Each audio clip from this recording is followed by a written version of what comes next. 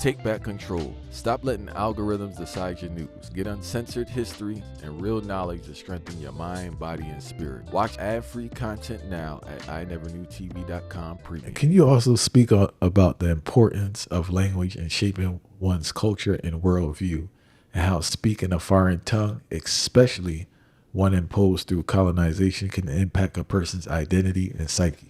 That's a loaded question. I mean, not a loaded question, but there's so much. But to put it in a concise way, language is part of the heart of a people. Like we think about food, we think about dance, but language is a part of it. And I think part of the problem in the Caribbean with the language advocacy, not a problem, but I think an area that needs to be really emphasized, right? When we're talking about in Jamaica, they're talking about, they have to make the language official. Haiti, they need to get the language more taken seriously at the institutional level, because I think Haiti is the only Caribbean country where their language make official. Except, wait, no. Curacao, I think Papiamento is made official, I think. So I think it's just Haiti. And then St. Lucia now, they just start promote the St. Lucian language in other school because they have to teach the Pitney because they don't really understand English. So there's a disconnect even in learning.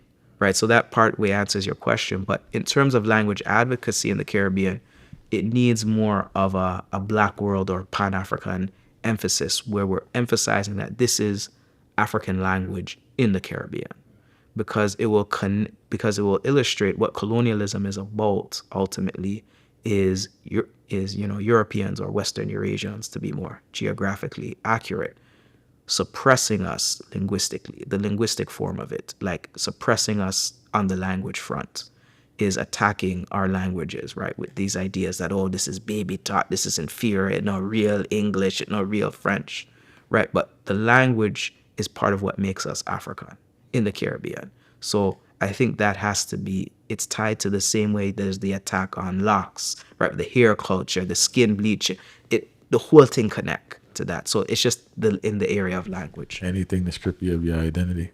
Yep, anything. Like, think about it like this. Imagine you go up on a plane, right? You see all the language them. You see the stench language, what we call French, right? You see the Anglo-British, English, German, whatever. And I go to Jamaica, we can't see from one language when we go up on the plane. We don't see no chui. If we want, we don't see it's not on the simulation.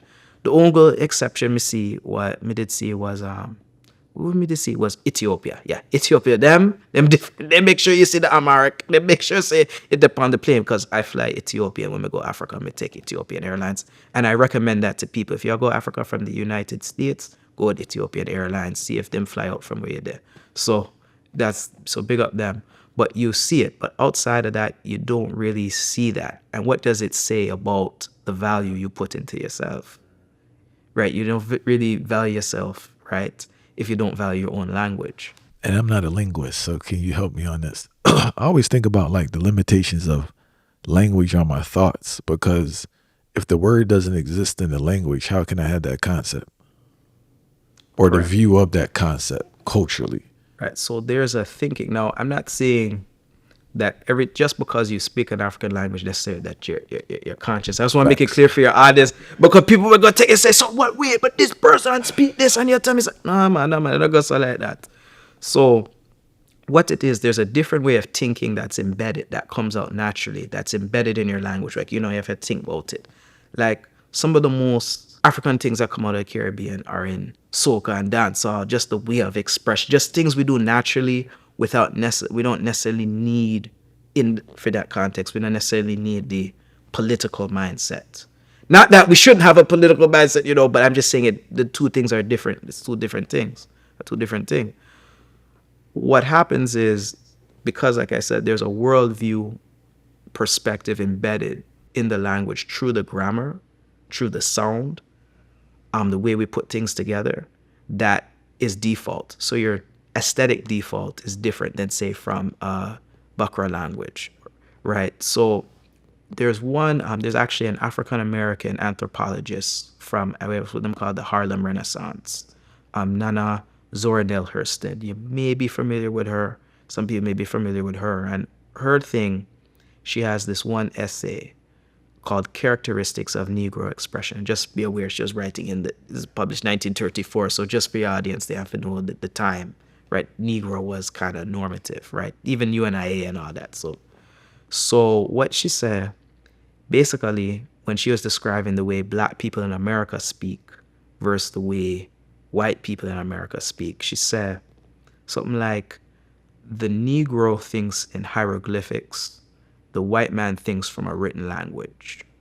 Because she said, when we talk, we're full of metaphor, we're full of simile, we're full of this, we're full of, it's vivid. It hits you, you can feel the picture. So the example she give, she said, the white people then would say a pot. Black people them time they would say cook pot, right? You see, but think of it even in a Jamaican context, right? My son, me tell him talk about my son, right? Me have a little pitney, right? Him tell him mother, him say, me what? You say, sit down, right? Or sit down, right? We don't say sit, or we don't have sit and down as being separate. You have to say sit down. So the picture have to go with the word, because sit is down. What else can you do? You can all go down. It's simple, but see, when you speak your own language, I don't really have to explain that to you. I just do it just for the intellectual purpose, because we are dealing in a two different language. So I have to break it down like that. But just certain assumptions embedded, just like that, visual, right?